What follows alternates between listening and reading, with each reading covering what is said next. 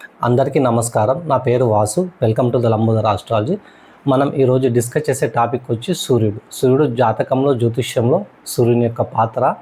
సూర్యుడు తండ్రి కారకుడు మాత్రమే కాదు, జ్యోతిష్యంలో నాయకత్వ లక్షణాలు, ఆత్మగౌరవము, ఆత్మవిశ్వాసము వీటన్నిటికీ కేంద్ర బిందువుగా ఉంటాడనమాట సూర్యుడు.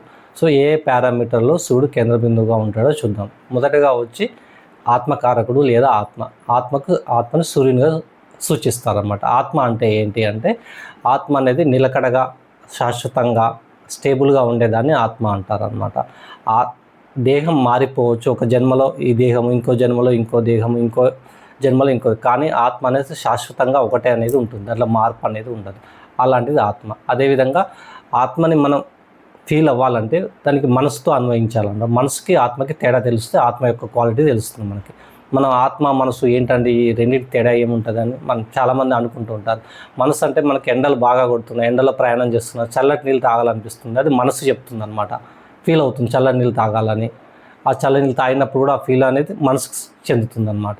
చలికాలం బాగా చల్లగా ఉంది, వేడి వేడి కాఫీ తాగాలి, హాట్గా ఏదైనా తినాలి అనిపించేది అది మనసు చెప్తుంది. ఇదేంటి ఫ్రీక్వెంట్గా చేంజ్ అవుతూ ఉంటాయి అన్నమాట. మనసు అనేది చేంజ్ అవుతూ ఉంటుంది, కానీ ఆత్మ అనేది ఎప్పుడూ శాశ్వతంగా ఒకటే ఉంటుంది. ఎలా అంటే, మనిషికి దాన గుణం చేయాలి, ఒకరికి పరోపకారం చేయాలి, ఒక ఫ్యామిలీలో ఉన్నప్పుడు ఫ్యామిలీ రెస్పాన్సిబిలిటీ తీసుకోవాలి. ఈ కారకత్వాలన్నింటినీ ఎప్పుడు ఒక 10 ఇయర్స్లో ఇలా ఉన్నా ఇంకా 20 ఇయర్స్ తర్వాత కూడా ఈ కారకత్వాల్లో మార్పు ఉండదన్నమాట, సేమ్ ఉంటుందన్నమాట. సో స్టేబుల్గా ఉండేదాన్ని ఆత్మ, నిశ్చలంగా ఉండేదాన్ని, ఫ్రీక్వెంట్గా చేంజ్ అవుతున్నదాన్ని మనం మనస్సుగా తీసుకుంటారన్నమాట. సో ఆత్మకారకుడు మనసు అయిపోయింది అనమాట. సో నెక్స్ట్ వచ్చేసి ఆత్మగౌరవం. ఆత్మగౌరవం అంటే ఏంటి? సెల్ఫ్ రెస్పెక్ట్ అనమాట. సూర్యుడు సెల్ఫ్ రెస్పెక్ట్కి ఎలా సింబాలిక్ ఇస్తాడంటే, సూర్యుడు జాతకంలో కుండలిలో 12 భావాలలో ఏ భావంలో ఉంటే ఆ భావపరంగా సెల్ఫ్ రెస్పెక్ట్ అనేది ఎక్స్పెక్ట్ చేస్తాడు జాతకుడు. అందరూ సూర్యుడు బలంగా ఉన్న వాళ్ళేమో ఉచ్చస్థితిలో కానీ, మంచి దిగ్బలం పొంది కానీ ఎక్కడన్నా ఉంటే జాతకంలో వారు ఆ భావకారకత్వ పరంగానే కాకుండా సొసైటీలో కూడా వాళ్ళకి సెల్ఫ్ రెస్పెక్ట్ ఎక్స్పెక్ట్ చేస్తారన్నమాట. అందరూ నన్ను గౌరవించాలని కోరుకుంటారన్నమాట. సో అలా కాదు, నార్మల్గా ఉన్న జాతకులు కొంతమంది చూస్తే ఏ భావంలో ఉంటే ఆ భావంలో 1, 2, 3, 5, 9 ఆ భావం పరంగా వాళ్ళు రెస్పెక్ట్ ఎక్స్పెక్ట్ చేస్తారు ఎదుటి వాళ్ళ నుంచి. అష్టమ భావంలో ఉన్నాడు అనుకోండి సూర్యుడు, సపోజ్ అత్తమామ నుంచి రెస్పెక్ట్ ఎక్స్పెక్ట్ చేస్తారు వాళ్ళు. సో అత్తమామ వాళ్ళు సూర్యుడు క్వాలిటీస్ కలిగి ఉంటారనమాట. సో ఈ 2 రకాలుగా ఆలోచించవచ్చు. ఇలా మనం అన్వయించుకుంటూ పోతే ఎలా మీరు అన్వయించుకుంటే అలా అవుతుందన్నమాట. సో సెల్ఫ్ రెస్పెక్ట్ అనేది ఇంపార్టెంట్ అనమాట. సూర్యుడు అంటే ఎవరండి? రాజు అండి. రాజు అంటే ఏంటి? రాజ్యంలో అందరూ ఏం చేస్తారు? రాజు కనబడగానే గుడ్ మార్నింగ్, నమస్కారం అని చెప్తారు. రాజు గౌరవించాలి. సెల్ఫ్ రెస్పెక్ట్ ఫస్ట్ థింగ్ అనమాట రాజుకి, సూర్యునికి ఆ క్వాలిటీ అనేది ఉంటుంది. సో ఆత్మగౌరవం తర్వాత ఆత్మవిశ్వాసానికి వెళ్తే వచ్చేసి, మన ఆత్మవిశ్వాసం అనేది 12 రాశుల్లో సింహరాశికి ఆత్మవిశ్వాసం ఎక్కువగా ఉంటుందని మనం రాశి ఫలాల్లో చెప్పుకున్నాం, ఒక రాశి క్వాలిటీస్లో చెప్పుకున్నాం.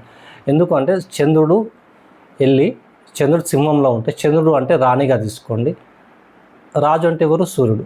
రాణి వెళ్ళి రాజు దగ్గర ఉన్నప్పుడే చాలా ధైర్యంగా ఉంటుంది.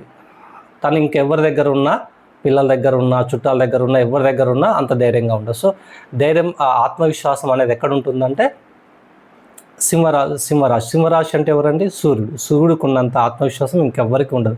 ఏ పనైనా నేను చేయగలను, చేయలేను అనే మాట రాదనమాట. అంతటి కాన్ఫిడెంట్ ఉంటుందన్నమాట. సెల్ఫ్ కాన్ఫిడెన్స్ అనేది సూర్యునికి ప్రథమ క్వాలిటీగా తీసుకోవచ్చు మనం. వీటితో పాటు ఇంకా అధికార భావన అనమాట. సూర్యుడు అంటే రాజు కదా, రాజు అన్నప్పుడు అధికారము, పొజిషన్ ఇవన్నీ డిఫాల్ట్గా రావాలి, లేకపోతే తెచ్చుకుంటాడు అవన్నిటిని. అధికార భావన. సో ఈ అధికార భావనలోకి మనం ప్రొఫెషన్స్ని ఇంక్లూడ్ చేస్తున్నాం. సూర్యుడికి సంబంధించిన ప్రొఫెషన్ ఇందులో కలిపితే ఈ అధికార భావనకి పూర్ణత్వం వస్తుంది. ఎలా అంటే, ఇప్పుడు గవర్నమెంట్కి సంబంధించిన జాబ్స్ అన్నీ మన సూర్యుడి కిందకే వస్తాయి. మిగతా గ్రహాలు ఇవ్వమని కాదు, మిగతా గ్రహాలు కూడా ఇస్తాయి గవర్నమెంట్ జాబ్స్ని, కానీ సూర్యుడు ప్రత్యేకంగా గవర్నమెంట్ జాబ్స్కి సింబాలిక్ అనమాట. సో సూర్యుడు గవర్నమెంట్ జాబ్స్కి సింబాలిక్ ఒకటి. ఇంకా పాలిటిక్స్, రాజకీయాలు, నేతలు అన్నమాట, రాజకీయ నేతలు వీళ్ళంతా. సో వీళ్ళంతా ఏంటి? మిగతా డిపార్ట్మెంట్స్ ఏ శాఖలకు సంబంధించిన వాళ్ళైనా వీరి ముందట వచ్చి చేతులు కొట్టుకొని నిలబడవలసిందే. సో హైయెస్ట్ పొజిషన్ ఎవరిదంటాం మనం? ప్రైమ్ మినిస్టరు, సీఎం వీళ్ళదే కదా, గవర్నరు, రాష్ట్రపతి వీళ్ళదే కదా. సో వీళ్ళు టాప్ మోస్ట్ పొజిషన్స్లో ఉన్న వాళ్ళు సూర్యుడు క్వాలిటీస్ ఉన్న వాళ్ళే, సూర్యుడు వాటికి సింబాలిక్ అనమాట. సో ఈ అధికార భావం అనేది ఖచ్చితంగా ఉంటుంది. అధికారము ఇవన్నీ ఉంటాయన్నమాట. సో అధికార భావన అయిపోయిన తర్వాత వీరికి ఈగో ఇంకో క్వాలిటీ అనమాట. ఈగో అనేది ఎలా అంటే, ఈగోని మనం నెగిటివ్గా తీసుకోవద్దండి, పాజిటివ్గా తీసుకుందాం ఈగోని. ఎలా అంటే, ఒక పిల్లలు ఉన్నారు, ఒక పేరెంట్స్కి పిల్లలు ఫారెన్లో చదువుతున్నారు, మంచి జాబ్ పొజిషన్లో ఉన్నారు.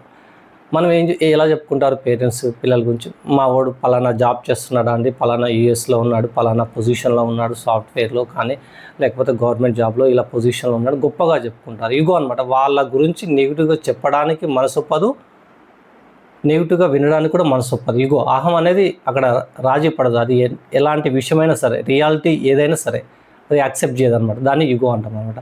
సో సూర్యుడు బలంగా ఉంటే ఈగో ఎక్కువగా ఉంటుందన్నమాట. సూర్యుడు బలహీనంగా ఉంటే ఈగో తక్కువగా ఉంటుంది. సో ఈ పారామీటర్, వీటికి ఎందుకు బలము బలహీనం అనేది తర్వాత చూద్దాం మనం. నెక్స్ట్ వచ్చేసి ఈగో అయిపోయిన తర్వాత వీరికి నాయకత్వాల తండ్రి కారకుడుగా సూర్యుని తీసుకుంటాం మనం. సూర్యుడు అంటేనే తండ్రి కారకుడు అని అందరు నోటుకుంటా మొదటగా వచ్చే మాట ఇదన్నమాట, తండ్రి కారకుడు. జాతకంలో 12 భావాలు 9వ భావం తండ్రి కారకత్వాన్ని చూపిస్తుంది. 9 ప్లానెట్స్లలో తండ్రిని ఎవరిగా తీసుకుంటారంటే తండ్రి కారకత్వం సూర్యుని తీసుకుంటారన్నమాట. ఈ సూర్యుడు బలంగా ఉంటే జాతకంలో, ఒక జాతకుడు వచ్చాడు మనకి, సపోజ్ ఫర్ ఎగ్జాంపుల్ జాతకం చూసాము, సూర్యుడు ఉన్న పొజిషను, సూర్యుడు ఉన్న నక్షత్ర స్థానము, ఏ భావ కారకత్వాలు, వాటిని బట్టి తండ్రి ఏం చేస్తాడో అని కూడా మనం లెక్క వేసి చెప్పొచ్చు సింపుల్గా. ఎందుకంటే తండ్రి కారకత్వాన్ని చూపిస్తాడు డైరెక్ట్గా. 9వ భావాన్ని కారకత్వాన్ని ఇంకా ఇంక్లూడ్ చేస్తే ఇంకా పరిపక్వత వస్తుంది ప్రెడిక్షన్లో మనకి. తండ్రిగా తీసుకున్నాం. తండ్రితో సత్సంబంధాలు ఉండాలి అంటే, రిలేషన్షిప్స్ మంచిగా ఉండాలి అంటే, ఇవన్నిటికీ మనం జాతకంలో సూర్యుని చూసుకుంటే తెలిసిపోతుంది సూర్యుడు ఎలా ఉన్నాడని. ఈ బలహీనము ఇక్కడ ఒక పారామీటర్ చెప్తాను, తండ్రి కారకత్వం వచ్చింది కాబట్టి జాతకంలో సూర్యుడు రాహు నక్షత్రంలో ఉంటే తండ్రితో సత్సంబంధాలు తగ్గిపోతాయి. వారికి తండ్రి మీద ప్రేమ ఉండదని కాదు, మంచి ప్రేమ ఉంటుంది, తండ్రికి ఉంటుంది, కొడుకు ఉంటుంది, లేదా కూతురికి ఉంటుంది. కానీ ఇద్దరు కలిసి కూర్చొని అన్నం తినటము, కలిసి టెంపుల్కి వెళ్ళటము, సో అలాంటి ఆలోచనలు, అలాంటి తత్వాలు అనేవి తగ్గిపోతాయి అన్నమాట. సో ఎక్కువగా మాట్లాడుకోకపోవడం ఇలాంటివన్నీ జరుగుతాయి. ప్రేమలు ఉంటాయి, ఖచ్చితంగా ప్రేమ ఉంటుంది ఇద్దరికి ఒకరి మీద ఒకరికి. సో సూర్యుడు రాహుతో కలిసిన, సూర్యుడు వెళ్ళి సింహరాశిలో ఉన్న తండ్రితో సంబంధాలు, ఏ లగ్నమైనా ఏ రాశి అయినా సంబంధం లేదు, దీనికి డైరెక్ట్గా డిఫాల్ట్ తమ్మురులుగా పనిచేస్తుంది అనమాట. సో అదొకటి. సూర్యుడు ఒకవేళ తులారాశిలో నీచపడిపోయి ఉంటే జాతకంలో, అప్పుడు ఏమవుతుంది, తండ్రికి కొంచెం లైఫ్లో థ్రెట్ కానీ ఏదన్నా జరిగి ఉంటుంది, ఇన్సిడెంట్ అనేది ఏదన్నా ఒకటి, చేదు అనుభవాలు అనేవి ఉంటాయి. తండ్రికి ఏం కాదు, బాగానే ఉంటారు, కానీ చేదు అనుభవాలు జరిగి ఉంటాయని మనం చెప్పుకోవచ్చు. ఇంకొక పారామీటర్ ఏంటంటే, జాతకంలో సూర్యుడు తులారాశిలో నీచబడిపోయాడు అనుకోండి, ఏ లగ్నమైనా ఏ రాశి అయినా, ఆ జాతకుడు పేరు కోసము ప్రయత్నిస్తాడు. కానీ ఆ పేరు అనేది ఈయన 100% కష్టపడితే అందులో 10% ఈయనకి పేరు వస్తుంది. పేరు అనేది ఎక్కడి నుంచి వస్తుంది, సూర్యుని చూస్తుంది. సూర్యుడు నీచబడిపోయాడు జాతకంలో. సో పేరు అనేది, గుర్తింపు అనేది అంత త్వరగా రాదనమాట. త్వరగాని కాదు, వీరు కష్టపడిన దానిలో 10% వీరికి గుర్తింపు పేరు వస్తుంది. సో ఇలా కంటిన్యూ అవుతాయి తండ్రి కారకత్వాలు. నెక్స్ట్ వచ్చేసి మనం దీంట్లోకి వెళ్దాం. తండ్రి అయిపోయాక నాయకత్వ లక్షణాలు అంటేనే రాజే నాయకత్వం వహిస్తాడు రాజ్యాన్ని మొత్తానికి. లీడర్షిప్ ముందుగా ఉండి మొత్తం లీడ్ చేస్తాడు, అన్నీ నడిపిస్తాడు. రాజ్యంలో రాజు నాయకుడిగా పనిచేస్తాడు, లీడర్షిప్గా తీసుకుంటారు. మన కుటుంబంలో తండ్రి రాజు అవుతాడు. జాతకంలో 9 గ్రహాలలో సూర్యుడు రాజు అవుతాడు. సో ఈ విధంగా నాయకత్వ లక్షణాలు ఉంటాయన్నమాట. వీరికి లీడర్షిప్ క్వాలిటీస్ బై డిఫాల్ట్ వచ్చేస్తాయండి. వీరికి సమాజాన్ని లీడ్ చేయడం బాగా ఇష్టపడతారు. అందుకే రాజకీయ నాయకులందరికీ సూర్యుడు చాలా బలంగా ఉంటేనే వారు రాజకీయ నాయకత్వం, వాళ్ళు సమాజాన్ని లీడ్ చేస్తారు వాళ్ళు. సో ఈ క్వాలిటీస్ ఉంటాయన్నమాట. నాయకత్వ లక్షణాలు, పేరు ప్రతిష్టకి వెళ్ళేసి మనం చూస్తే, పేరు ప్రతిష్ట అనేది ఒక జాతకుడికి గుర్తింపు, సమాజంలో తన స్థాయి, ఇవన్నీ ఎలా అంటే జాతకంలో సూర్యుడు ఉన్న పొజిషన్ బట్టే నిర్ణయించబడుతుంది. ఎలా అంటే, ఒక వస్తువు చీకట్లో ఉందండి, మనకి చీకట్లో ఉన్న వస్తువుని మనం చూడగలుగుతామా? చూడలేము. ఆ వస్తువు మీద వెలుతురు పడినప్పుడు మన కంటికి కనిపిస్తుంది, అంటే వెలుగులోకి వస్తుంది అన్నమాట అర్థం. వెలుగులోకి వస్తుందంటే మనకి పేరు ప్రఖ్యాతలు వస్తాయన్నమాట. సో ఆ విధంగా సింపుల్గా అన్వయించుకోవచ్చు, సింపుల్ కాన్సెప్ట్లో. సూర్యుడు మంచిగా ఉంటేనే మనకి పేరు ప్రఖ్యాతలు వస్తాయి. ఇది డైరెక్ట్ రూల్ అన్నమాట. ఇంకా చెప్పుకోవాలంటే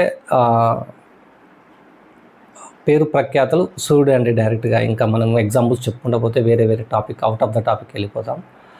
నాయకత్వ లక్షణాలు అయిపోయాయి, తర్వాత వచ్చి పేరు ప్రతిష్టలు అయిపోయాయి, ఇవన్నీ అయిపోయాయి. సో వీటన్నిటికీ ఈ భావాలన్నీ ఈ కారకత్వాలన్నిటికీ సూర్యుడు కేంద్ర బిందువుగా లీడ్ చేస్తాడు.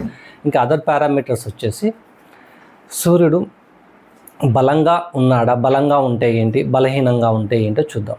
సూర్యుడు బలంగా ఉంటే ఏమవుతుందంటే ఆత్మవిశ్వాసము అనేది ఎక్కువగా ఉంటుంది, మరియు త్వరగా నిర్ణయం తీసుకునే శక్తి, నిర్ణయాన్ని కాన్ఫిడెంట్గా అందరికీ చెప్పే శక్తి, ఇలాంటివన్నీ క్వాలిటీస్ వస్తాయి. నాయకత్వ లక్షణాలు ఎక్కువగా ఉంటాయి సూర్యుడు బలంగా ఉంటే. బలహీనంగా ఉంటే నాయకత్వ లక్షణాలు తగ్గుతాయి, సెల్ఫ్ కాన్ఫిడెంట్ కూడా తన మీద తనకు తీసుకున్న నిర్ణయం మీద డౌట్ పడతాడు, నమ్మకం తగ్గుతుంది, సొసైటీలో కొద్దిగా ఇమేజ్ కూడా తగ్గుతుంది సూర్యుడు బలహీనంగా ఉంటే. సో సార్ బలహీనంగా ఉన్నాడు, ఎందుకు బలహీనంగా ఉన్నాడు, ఎందుకు బలంగా ఉన్నాడు అంటే ఎగ్జాంపుల్ సూర్యుడితో కలిసి ఉన్న గ్రహాలు అన్నమాట. సూర్యుడు వెళ్ళి రాహుతో కలిసి ఉన్న పేరు ప్రతిష్టలకి ఇమేజ్కి డ్యామేజ్ రావడం, సోలార్ ఎక్లిప్స్. గ్రహణం ఎప్పుడు పడుతుందండి? గ్రహణము సూర్యుడు రాహు కేతువుతో కలిసినప్పుడు అంత బలంగా ఎందుకు తీసుకోరంటే కేతువు గురుపాలిత గ్రహాలలో, గురుపాలిత గ్రహాలు ఎవరెవరు వస్తారు? గురువు వస్తాడు, చంద్రుడు వస్తాడు, కేతు వస్తాడు, సూర్యుడు వస్తాడు, గురువు వస్తారు. సో ఈ గురుపాలిత గ్రహాలకి వీళ్ళు ఒకటే పార్టీ కాబట్టి వీరు అంతగా డిస్టర్బ్ చేయరు. మరి కేతు మోక్షకారకుడు. సూర్యుడు అతి ఉన్నతమైన స్థానం చివరిగా ఏమి కోరుకుంటాడు అంటే జీవితంలో సూర్యుడు రాజ్యాన్ని కోరుకుంటాడు, నాయకత్వాన్ని కోరుకుంటాడు, మరియు మోక్షము సూర్యుడికి ఇష్టం అనమాట. సూర్యుడు ఏం కోరుకుంటాడు అంటే మోక్షాన్నే కోరుకుంటాడు. హోమాలు, భక్తి, పూజల్లో వీటన్నిటిలో నాకు మోక్షమే కావాలంటాడు సూర్యుడు. అలాంటి ఫైనెస్ట్ క్వాలిటీ సూర్యుడు ఏ దాంట్లో అయినా ఫైనెస్ట్ క్వాలిటీనే ఎక్స్పెక్ట్ చేస్తాడు సూర్యుడు.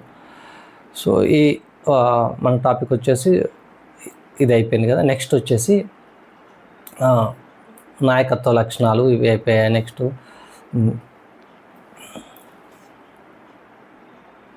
సో బలంగా బలహీనంగా చూసాము. బలంగా ఎందుకుంటాడో, బలహీనంగా ఎందుకుంటాడో అంటే ఆ రెండు సూర్యుడితో ఇంకేదైనా మ్యాలిఫిక్ ప్లానెట్స్ కంజక్షన్ అయినప్పుడు బలం తగ్గిపోతుంది, లేకపోతే కొంచెం నెగిటివిటీ ఎక్కువ అవుతుంది. సూర్యుడిని మనం జ్యోతిష్యంలో పూర్ణ శుభుడుగా తీసుకోము, పూర్ణ పాపిగా తీసుకోము సూర్యుడు. ఎందుకంటే వాళ్ళు ఏ గ్రహంతో కలిస్తే ఆ గ్రహ క్వాలిటీలని ఇంప్లిమెంట్ చేస్తూ పోతూ ఉంటారనమాట. పూర్ణ పాపిగా తీసుకోము, పూర్ణ శుభుడుగా తీసుకోము. సూర్యుడు అంటే ఎవరండి? రాజు ఒక్కడే ఏదైనా పని చేస్తారా? చేయడు. తన వెంట ఒక టీం ఉండాలన్నమాట, తన సైన్యం ఉండాలి. సైన్యం ఉన్నప్పుడే రాజు ఏదైనా సాధించగలుగుతాడు. సో సూర్యుడితో పాటు ఏదన్నా ఒక మంచి గ్రహం తోడై నక్షత్రపరంగా కానీ, కంజక్షన్ కానీ, భావకారకత్వంగా కానీ ఏదన్నా ఒకటి తోడైనప్పుడు మంచి సూర్యుని యొక్క ఫైనెస్ట్ క్వాలిటీస్ అనేది బయటపడతాయి అన్నమాట. బుధాదిత్య యోగం, సూర్యుడితో బుధుడు కలిస్తే ఇలా ఏదైనా ఒక గ్రహం కలిసి దాని యొక్క క్వాలిటీస్ని ఆ గ్రహ క్వాలిటీస్ సూర్యుడు యొక్క క్వాలిటీస్ ఇంప్లిమెంట్ అవుతాయి. ఒక్కడు ఎలోన్గా రాజు ఏం చేయలేదండి. రాజు ఒక్కడే ఎలా చేస్తాడు? రాజుతో పాటు సైన్యం ఉండాలి. సైన్యం అంటే ఇంకో గ్రహం కానీ, దృష్టి కానీ ఏదైనా పడినప్పుడు రాజు యొక్క క్వాలిటీస్ వెలుగులోకి వస్తాయన్నమాట. సో రాజు శరీర భాగాల్లో వేటికి అధిపతిగా వహిస్తాడు చూద్దాం. శరీర భాగాల్లో గుండెకాయకి, మెయిన్గా గుండె. బాడీలో అన్నిటికన్నా ముఖ్యమైనదంటాం మనం గుండె అంటాం. గుండెకి కూడా సూర్యుడే అధిపతి గుండెకి. ఇంకా ఇమ్యూనిటీ పవర్, రెసిస్టెన్స్ పవర్ అనమాట. రోగ నిరోధక శక్తికి అధిపతి ఎవరంటే సూర్యుడు. సూర్యుడు బలహీనంగా ఉన్న వాళ్ళకి రోగ నిరోధక శక్తి తగ్గిపోతుంది, సింపుల్గా చెప్పేయచ్చు అనమాట. ఇంకా వచ్చేసి వేటికి అధిపతి శరీర భాగాల్లో కంటి చూపు తగ్గడానికి కూడా సూర్యుడు అధిపతిగా తీసుకుంటాం. కంటి చూపుకి అధిపతి కాదు సూర్యుడు, ఎందుకంటే కంటి చూపుకి అధిపతి శుక్రునిగా తీసుకుంటాము.